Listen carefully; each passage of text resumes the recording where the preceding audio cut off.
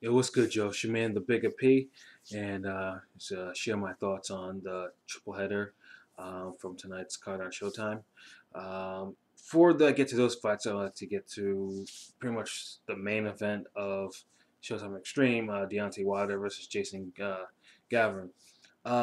Pretty much for this fight, what I expected, especially since I learned it was taken on a 5 days notice. I expected Wilder to get rid of Gavern in probably within the first round, because I know earlier before Linares had his fight, and his fight only took about 2 rounds to do. So I wasn't expecting this fight to even go the full completed first round. So imagine my surprise when Wilder got extended to 4 completed rounds. And the funny thing was that Gavern himself was Gavern. I don't know how it's pronounced. I may pronounce it wrong, but um, but I find it funny that someone who was very out of shape was able to extend Wilder to that past 4 rounds and quite easily too. Um, yes, it was a stay busy fight, but it was one of those fights where had Jason actually been in shape, Wilder probably could have been in some trouble because he didn't look good at all. I mean, the knockdowns themselves, they were kind of dubious. They weren't anything authoritative. Um, so pretty much, if he was trying to make his case, if he was trying to make his case that he wouldn't get exposed, Seth Mitchell style, he completely failed tonight with me. Um, yeah, it was. I was no, I wasn't impressed. I mean, a stay busy fight for him. I expected him to go in the first round, not go to 4 rounds. And then even then, it wasn't because the fight was stopped because Deontay was handing out punishment. It was because Jason ran out of gas. He wasn't in shape, so he stopped it himself. So if he wasn't safe, it would have been interesting to see him get extended after the fight after the fifth round to see what he could actually do. But for now, yes, to see he won the stay busy fight, and he's pretty much on the road to going after Stavern. And something tells me, and now if I have to watch his performance, there's just nothing that I can't really see. And I'm not the biggest fan of Stavern either, but Stavern at least has actually shown me a little bit more than what Deontay has. So I wouldn't be surprised if Stavern exposes Wilder in that fight. I know. Let's get to the main card, which was Strada versus Figueroa. This fight, I was more or less it was question marks because I didn't know whether or not that Omar's hands would be 100% for this fight because he put his hands through a line in that Arakawa fight from last year, and then when he fought Belmontes earlier this year, he had no conviction in his punches whatsoever. There was no steam behind it. So I was wondering if this was going to be a problem. Um, if it was, he sure as hell didn't show it. It was a great slugfest. It was very. I mean, Omar was showing, of course, the no defense, but wading in, and they were just pretty much trading leather, from the opening bell.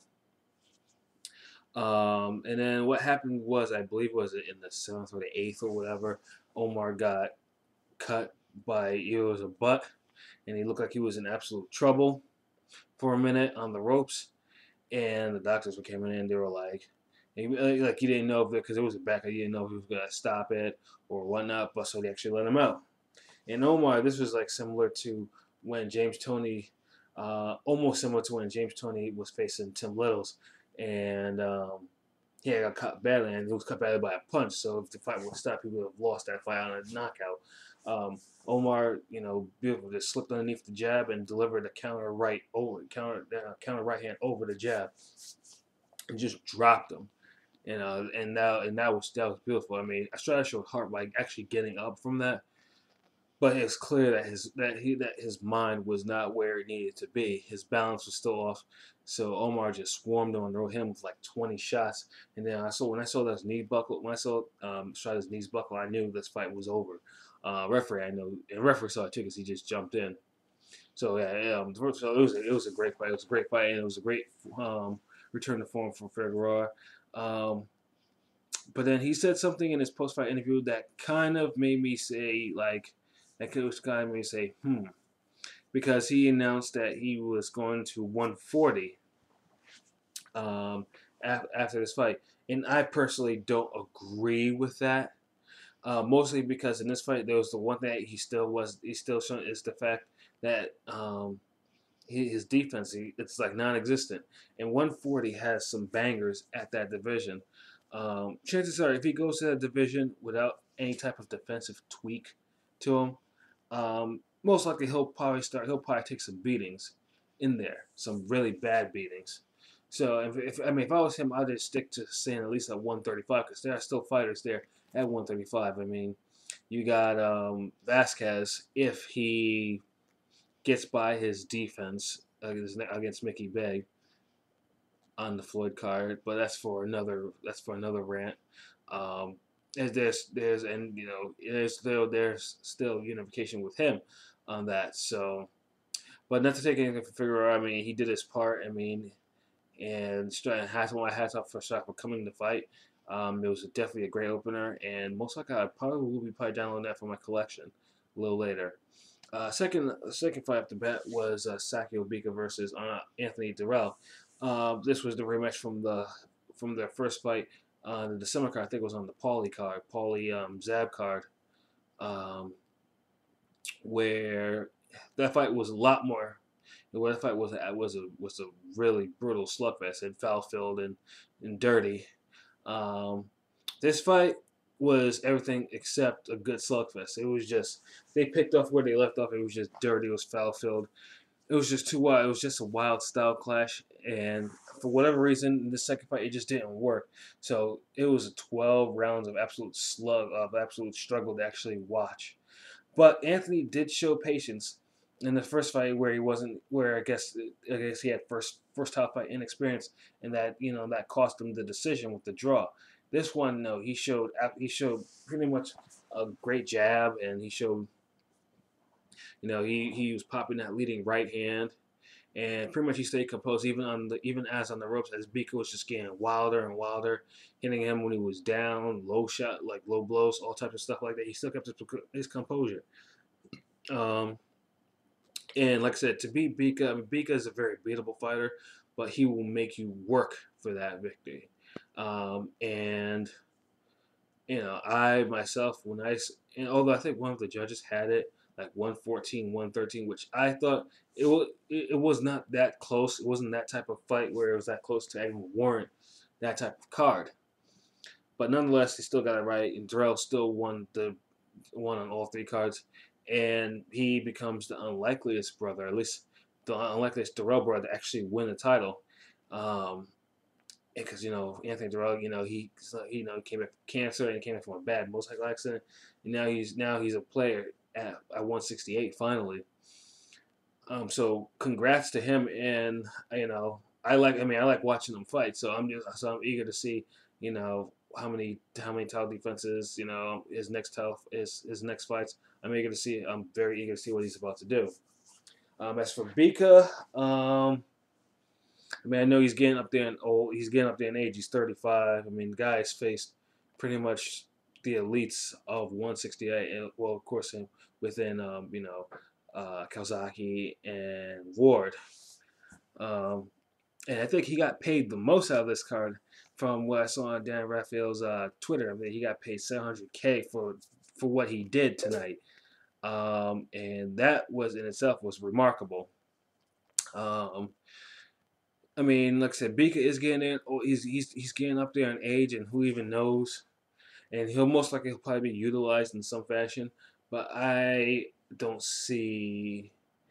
I don't see a title shot anything for unless he had a rematch clause in that contract. In that case, we may see a third fight. God forbid. But Bika. I mean, like I said, I can't say. It wasn't a good performance. It was a bad performance. It was a typical Bika performance.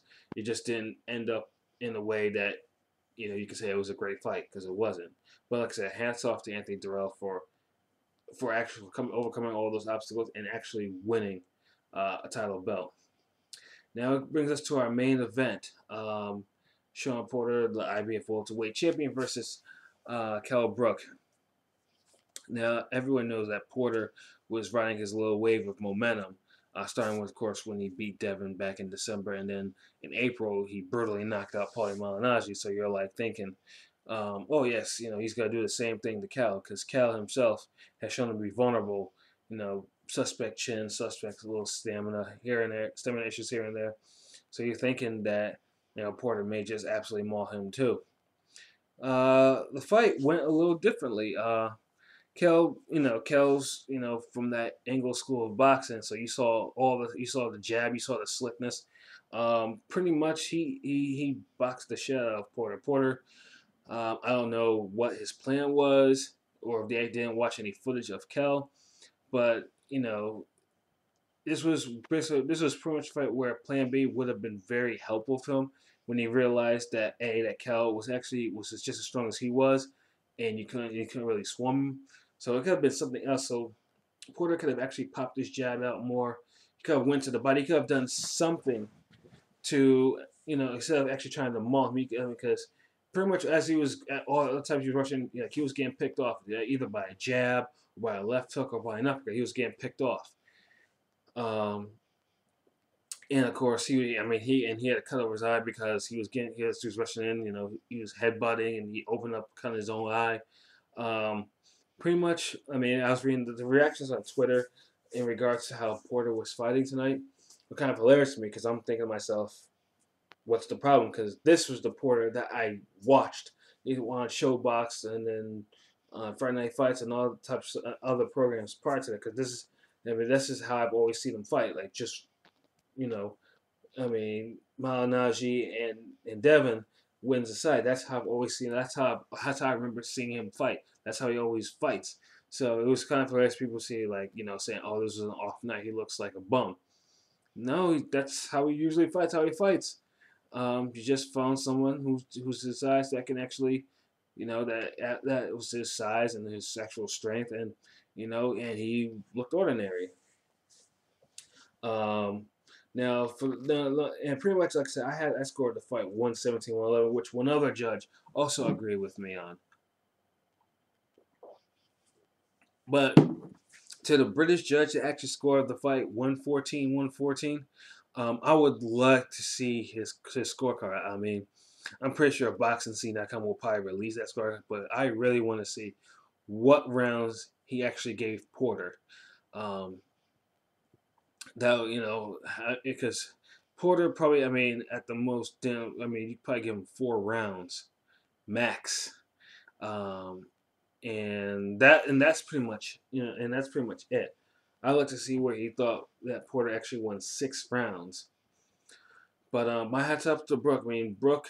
Like I said, I picked Porter over Brook only simply because of Brook's issues. Brook has a suspect chin, and then his issues of fading late in fights a couple times. And for once, and he did not. So my hat's off to him. He's the new IBF welterweight champion of the world. And from what I heard, I know there was a classic. There was some classic stuff going on in the post-fight interview, but I didn't watch it stream. I have Showtime, so apparently when that went off the air, that was it. Well, I guess I'll probably have to catch a British feed or whatever, download of the fight and actually take a look. But I know he was probably most likely referring to or responding to Amir Khan.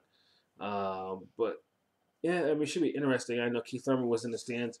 He was recovering from his shoulder surgery. I would love to see Keith Thurman and Kell Brook in there.